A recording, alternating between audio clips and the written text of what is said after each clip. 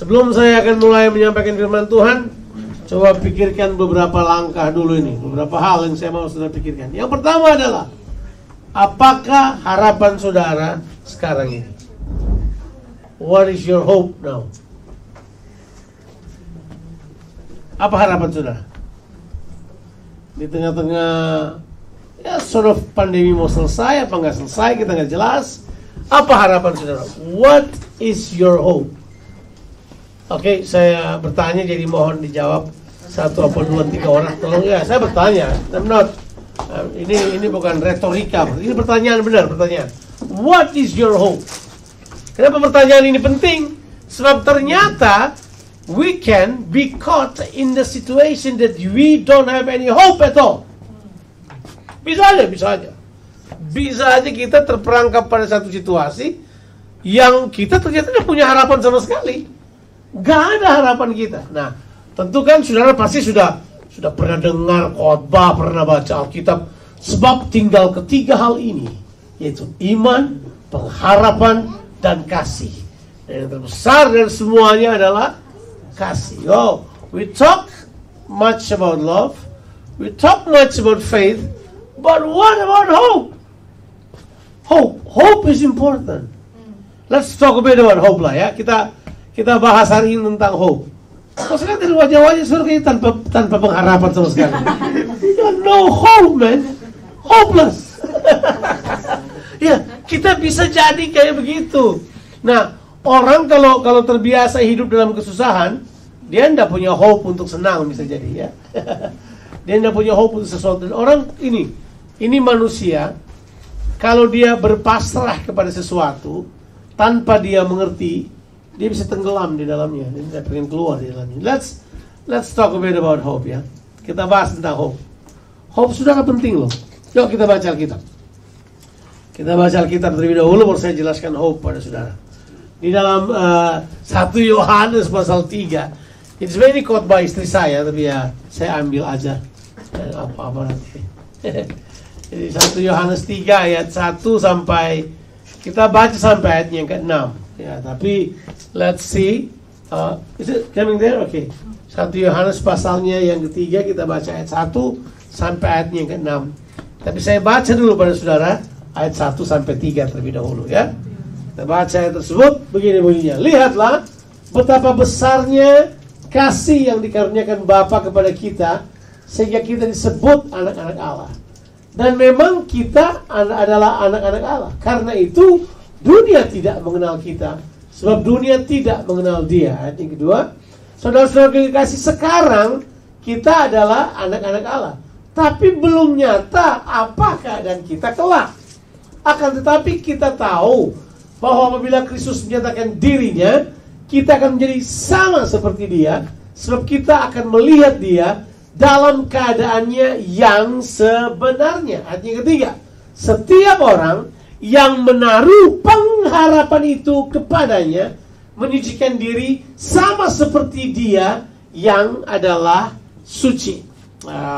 Ayat 14 sampai 16 saya baca. Setiap orang yang berbuat dosa melanggar juga hukum Allah, sebab dosa ialah pelanggaran hukum Allah. Ayat 5. Dan kamu tahu bahwa Ia telah menyatakan dirinya supaya Ia menghapus segala dosa, dan di dalam Dia tidak ada dosa. Ayat yang 6.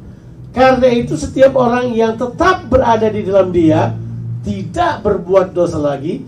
Setiap orang yang berbuat dosa, garis bawah kata ini ya, tidak melihat dan tidak mengenal Dia. Oke, luar biasa ya. Ayat 1 bilang, lihatlah. Ayat 6, kalau kamu masih jatuh dalam dosa, kamu masih berbuat dosa, itu berarti kamu tidak melihat Dia dan mengenal Dia. Let's talk about this a bit ya. Saya mau saudara perhatikan baik-baik. Masih ingat minggu lalu kita berbicara tentang world view. Bagaimana saudara melihat kehidupan. Saudara, ini kalau saudara baca di pasal 3 ayat 1, kata pertama yang muncul adalah behold. Behold.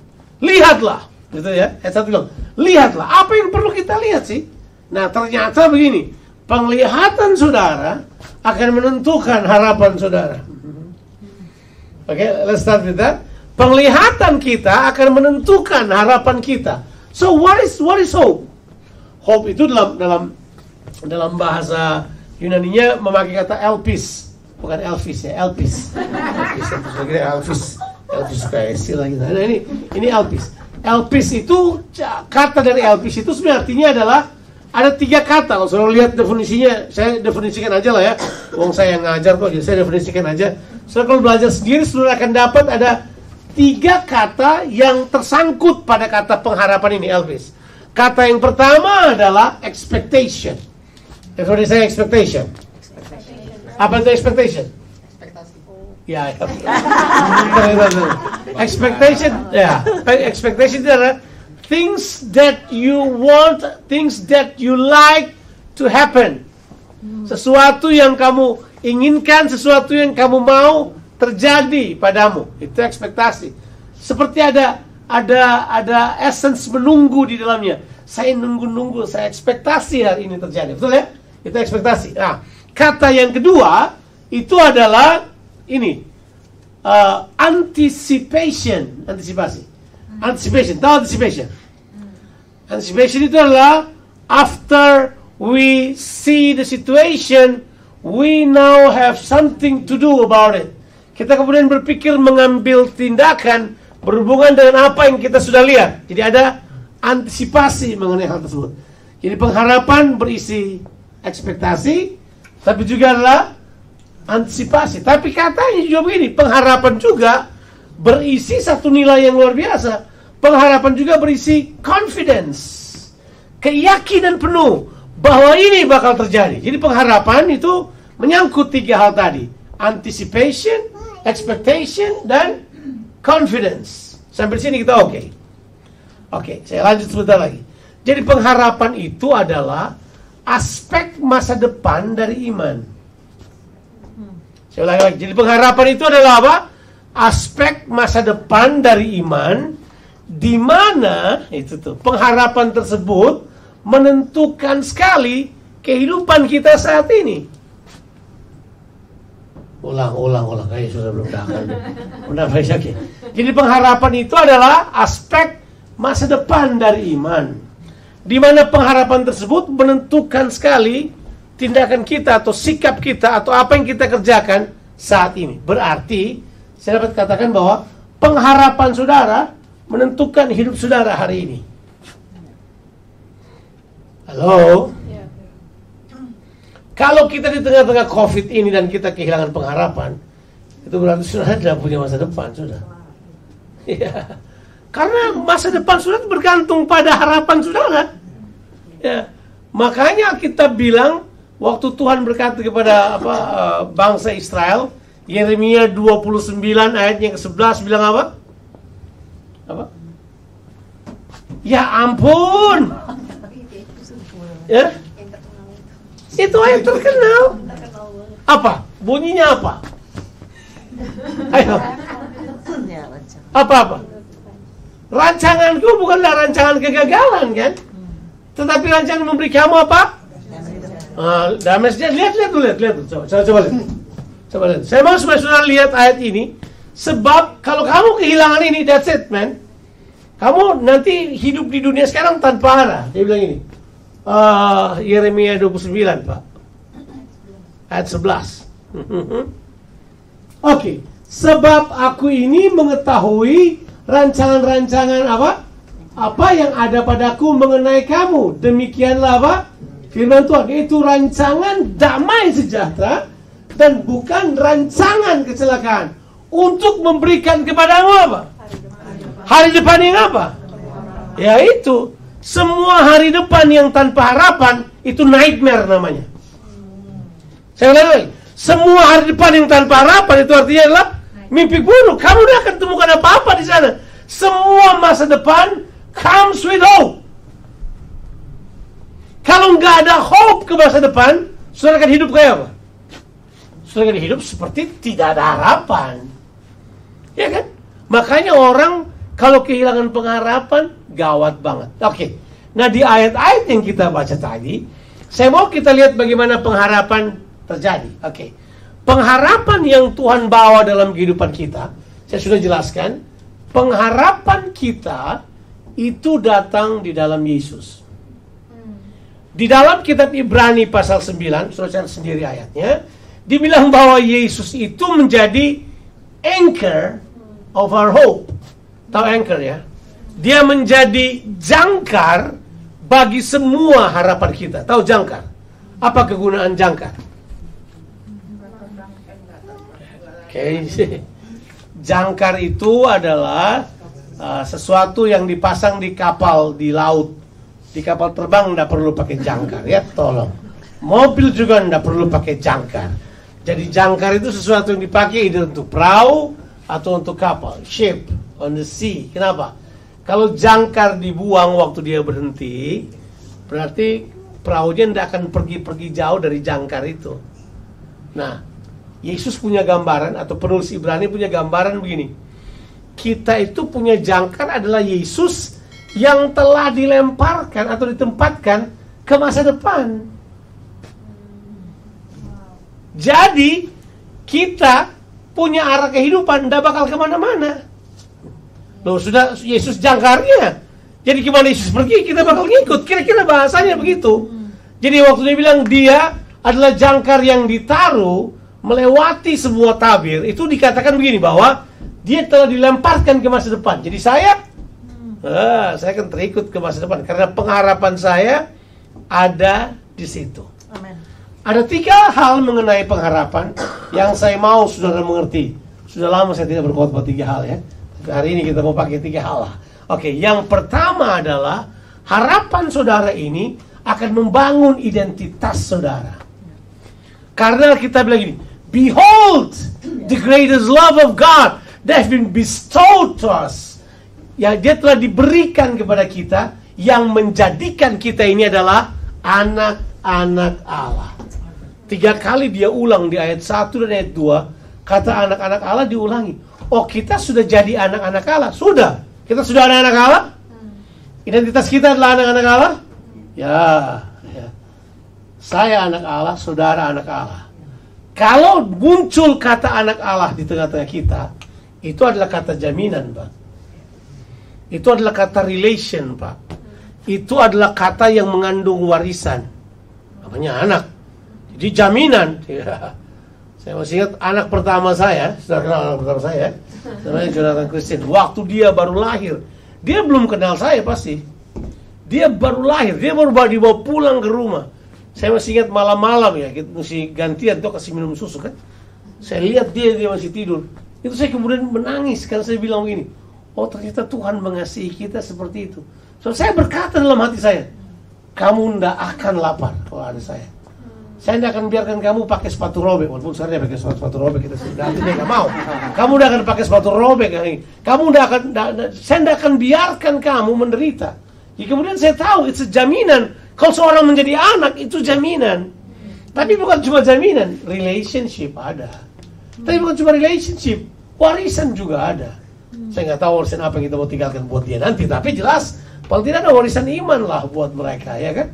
Tapi kalau kita berbicara anak, itu adalah jaminan buat kita.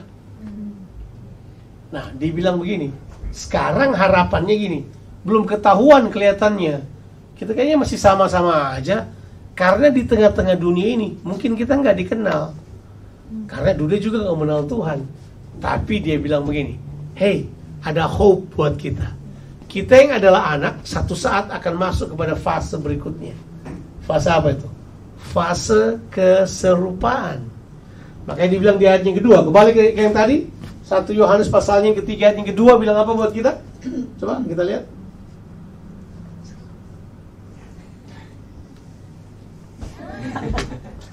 Belum juga. Oh, masih ada siapa? 1 Yohanes. Oke. Saudara-saudara yang dikasih, sekarang kita adalah anak-anak Allah. Tapi belum nyata apa keadaan kita. Nggak kelihatan apa bedanya. Jadi anak Allah sekarang kayaknya susah juga, gitu. Bahkan ada banyak yang nanya loh. Ada banyak yang nanya. Ketika ada Pastor Radit meninggal, banyak yang nanya, kok ada pastor masih muda mati sih? Nah, orang terus kenapa sih? Gitu kan nanya-nanya. Soal kematian Tuhan lebih rindu lah daripada kita kan. Dia bilang ini, kita nggak tahu keadaan kita kan, tetapi kita tahu, itu harapan. Tetapi kita tahu bahwa apabila Kristus menyatakan dirinya. Nah, kata ini berhubungan dengan kedatangannya yang kedua kali, ataupun berhubungan dengan lawatan dia dalam kehidupan kita. Dia menyatakan dirinya, kita akan menjadi apa? Sama seperti dia. Keserupaan, dikatakan situ. Sebab kita akan melihat dia dalam keadaannya yang apa? Sebenarnya. Berarti dalam pengharapan itu yang pertama adalah identitas kita sebagai anak diperkuat. Yang kedua adalah keserupaan dengan Tuhan diperkuat dalam kehidupan kita. Tapi ada aspek yang ketiga. Nah, di ayat yang ketiga dia bilang begini. Dia bilang begini ayat yang ketiga sekarang. Setiap orang yang menaruh pengharapan itu kepadanya, apa yang dia buat? Menyucikan dirinya. Nah, yang ketiga ini adalah berhubungan dengan kualitas kehidupan. Purity. Kita hidup kudus karena itu dia. Karena dia yang adalah kudus. Jadi jelas banget bahwa pengharapan ini luar biasa sekali. Oke. Tahukah saudara, kalau saudara punya pengharapan, itu disebabkan karena cara melihat saudara berbeda. Makanya saya bilang minggu lalu, world view kita menentukan kekuatan iman kita. Sudut pandang kita memandang pada apa yang Tuhan siapkan menentukan sekali kekuatan hidup kita. Tidak tahu kalau sudah pernah baca ini. Kapan-kapan sudah Google lah, tulislah kata lihatlah atau apa. Yohanes paling banyak menggunakan kata lihat. Yohanes, apalagi di kitab Wahyu. Lihatlah, lihatlah, lihat, itu banyak sekali. Dia melihat sesuatu. Nah, melihat ini apa yang dia maksud sebenarnya? Saudara lihat dengan mata kasatmu sendiri atau melihat secara mental? Itu yang saya masuk worldview kemarin. Saudara melihat dengan pemahaman, itu worldview itu. Saudara melihat waktu ini, lihatlah betapa besar kasih Allah. Bagaimana saudara bisa lihat betapa besar kasih Allah? Itu secara mental kan saudara melihatnya, betul kan? Nah, waktu Yohanes pertama, dia sebelum dia membaptis Yesus, dia lihat Yesus lagi jalan. Yohanes berkata hal yang sama. Lihatlah anak domba Allah yang memikul dosa seluruh dunia, betul kan? Nah, dua kali, itu ayat yang ayat 39, ayat yang ke-46 sampai 47, dia berkata lagi, lihatlah anak domba Allah. Berkali-kali Yohanes menggunakan kata lihatlah, lihatlah. Sebab Yohanes mengetahui, what do you see is what you will do, itu saja. Apa yang kau lihat adalah apa yang kau bakal lakukan. Jadi persepsi kita penting banget untuk hal ini. Nah, latihan dong. Itu perlu dilatih untuk melihat dengan pemikiran. Ini tidak bisa terjadi cuma karena membalik telapak tangan. Nggak bisa. Makanya di ayatnya ke-4, 5, dan 6 dia beritahu, di dalam Tuhan kamu tidak perlu jatuh dalam dosa lagi. Tuhan sudah tebus dosa saudara. Kan dia bilang. Terus dia bilang ini, tapi kalau di antara kalian yang udah selamat ini, masih ada yang jatuh dalam dosa, itu Yohanes bilang ini, karena kamu gagal melihat Tuhan. Ayat 6 langsung deh. Saya sudah katakan kepada saudara, ayat 6. Dia bilang ini, setiap orang yang tetap berbuat dosa, tidak melihat. Tidak melihat. Apakah yang dia lihat? Nah, ini yang disebut dengan apa? Worldview tadi. Pengertian tadi. Bahasa Inggris saja, kalau dia bilang I see, itu artinya apa? Saya mengerti. Kalau orang jelaskan pada saya sesuatu, terus saya diam-diam aja, dia akan tanya, you see? I see. Kalau saya bilang I see berarti I get it, nangkap, gitu. Bukan oh saya lihat, kan bukan itu artinya. Artinya adalah saya ngeh, saya paham maksudmu, saya tahu apa yang kamu maksudkan. Nah, itu yang dimaksud. Ini yang saya kira ya, kita sebagai orang percaya harus latih. Latihannya sih sudah tahu, tapi karena saudara jarang berlatih, saya ingatkan lagi lah. Latihan apa itu? Latihan perenungan. Sebab perenungan itu adalah latihan melihat firman Tuhan terlaksana dalam kehidupan kita. Renungkan firman Tuhan. Orang anggap itu apa sih itu? Oh ya, ini penting sekali. So, kalau saudara mulai belajar merenung, oke, ini bukan melamun ya. Oke, melamun aja ngelihat sesuatu kok, apalagi merenung. Ya kan? Kecuali pria. Pria itu ada ruang kosong. Dia juga persis itu. Itu bukan melamun, itu bukan merenung. Itu namanya bengong, kosong. Ruang hampa para pria. Jadi kalau ada istri dari suaminya, kau pikir apa? Kalau dia jawab, enggak. Itu memang karena memang dia tidak mikir apa-apa. Kosong. Tapi enggak itu. Yang saya maksudkan di sini adalah apa coba? Yang saya maksudkan di sini adalah ini nih. Bahwa kita punya kemampuan yang kita kembangkan, itu perlu dilatih.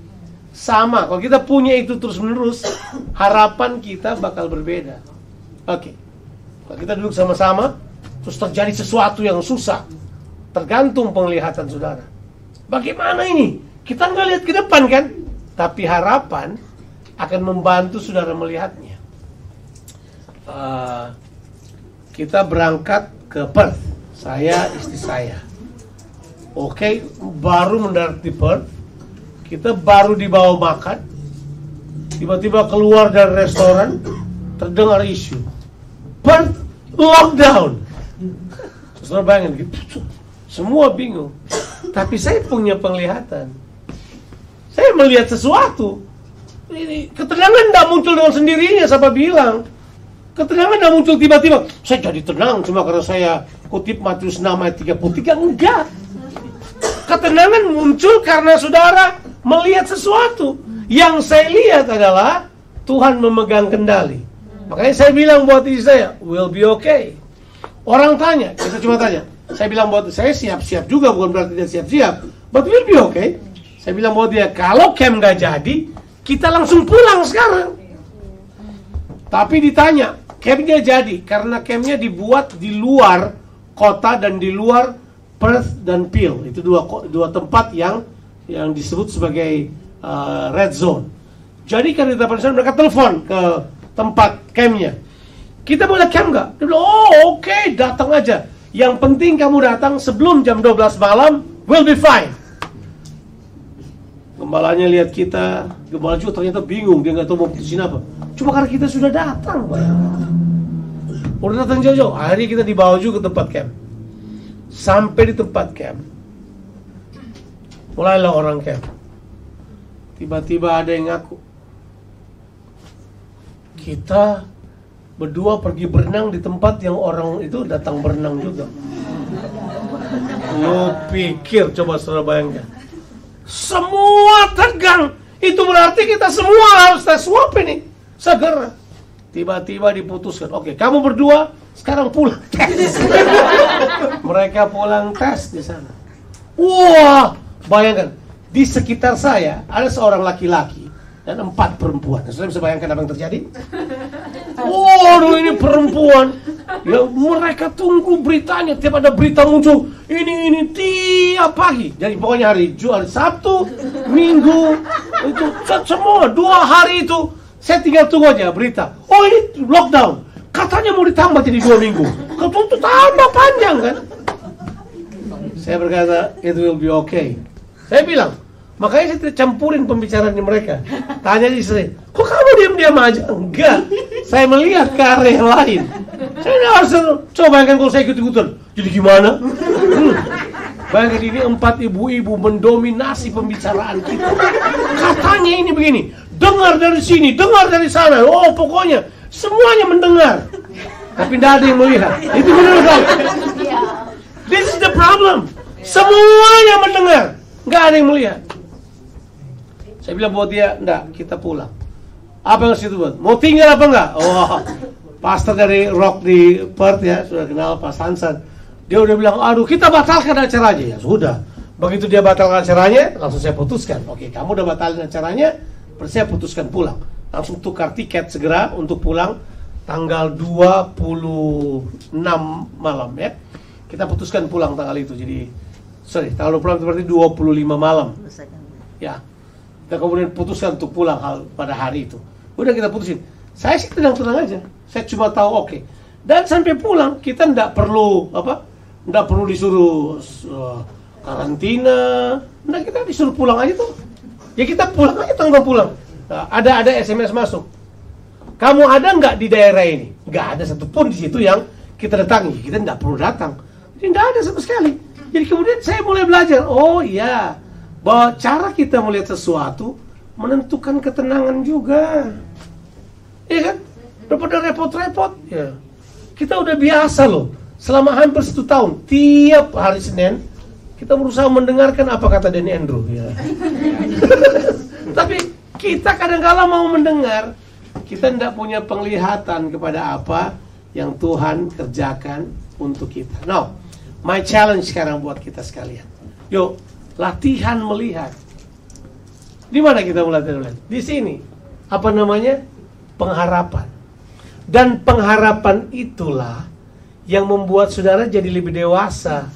Sehingga itu akan mempengaruhi cara saudara berkata-kata, cara saudara berpikir, cara saudara merasa, tapi juga cara saudara bertingkah laku. Yuk, ayat yang terakhir dan kita selesai.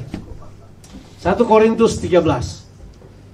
1 Korintus 13 kita baca ayat 11, 12 dan 13. Di situ ada itu, tinggal ketiga hal ini, iman, pengharapan dan kasih. Nah, kita baca ayat yang ke-11 terlebih dahulu. Ketika aku kanak-kanak, aku apa? Berkata-kata seperti kanak-kanak. Aku merasa seperti kanak-kanak. Aku berpikir seperti kanak-kanak. Coba lihat dulu. 3 hal tersebut kita sebutlah sebagai spiritual kita ya, mentalitas kita ya. Sekarang sesudah aku menjadi dewasa, aku meninggalkan sifat kekanak-kanakan itu. Betul ya? Jadi kedewasaan kita akan meninggalkan 3 hal tadi itu. Cara kita berkata-kata, cara kita berpikir, cara kita merasa. Sekarang baca ayat 12. Ayat 12 ini terselip sesuatu yang dahsyat di dalamnya. Coba kita baca. Karena sekarang kita melihat dalam cermin suatu gambaran yang apa? Samar-samar. Jadi Paulus bilang selama kita bertumbuh, itu penglihatan kita juga ikut bertumbuh. Ya betul kan? Nah, setelah dia bertumbuh, ya tetap samar, tapi melihat. Dibanding tidak melihat sama sekali. Mana lebih enak? Samar-samar apa nggak melihat sama sekali? Ya ada samar-samar. Tapi melihat. Coba kita baca. Tetapi nanti, haleluya. Karena sekarang, tetapi nanti. Apa namanya itu? Harapan. Karena sekarang, tapi nanti. Oh sekarang kita seperti apa itu? Menderita, susah. Tapi nanti. Oh sekarang kelihatannya pandemi. Tapi nanti. Sekarang kelihatannya kita. Tapi nanti. Nah ini dia aspek harapannya. Tetapi nanti kita akan apa? Melihat. Muka dengan muka. This is powerful. Ingat? Kata melihat muncul lagi. Melihat muka dengan muka. Sekarang aku hanya mengenal dengan tidak sempurna. Tetapi nanti aku akan mengenal dengan sempurna. Seperti aku sendiri dikenal. Maksudnya nanti pengenalan kita akan sampai tingkat seperti itu. Tapi di sini kita terus latihan dong. Tetap belajar dong. Kalau kita mau bertumbuh ya kan. Banyak hal dalam kekristenan yang tidak terjadi dengan sendirinya loh. You have to learn. Di pelatihan-pelatihan yang saya sedang kerjakan, saya menggunakan 4 kata. Oke? Dilatih, berlatih, terlatih, melatih. Dilatih, berlatih, terlatih, melatih. Itu mewakili banyak hal. Karena memang kita perlu latihan. Latihan pemikiran kita, latihan penglihatan kita. Ada banyak orang mau nerimo aja. Gak bisa. You have to learn. You have to improve. You have to grow up. You have to. Otherwise, saudara akan tetap kalah dalam melihat. Oh gitu. Sekarang, nanti. I like that. Sekarang kita begini, nanti kita begini. Saya suka lihat anak-anak saya. Sekarang begini, nanti mereka bakal begini. Saya akan lihat orang-orang yang saya bina. Sekarang begini, nanti begini. Itu aspek pengharapan. Tidak usah khawatir. Karena Tuhan telah berjanji masa depan kita penuh dengan harapan. Tuhan Yesus memberkati kita sekalian.